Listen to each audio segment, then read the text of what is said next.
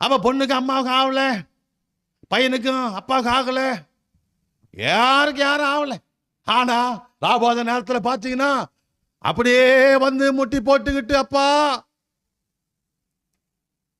கல்வாரியின் கருணையிதே பயங்கரம் பாட்டை பாடி அவங்க கொடுக்கிற ஒரு பெட்டை வாங்கி வாயில போட்டுக்கின்னு கொடுக்கிற ஜூஸை குடிச்சிட்டு அப்படியே ஓடிடுது.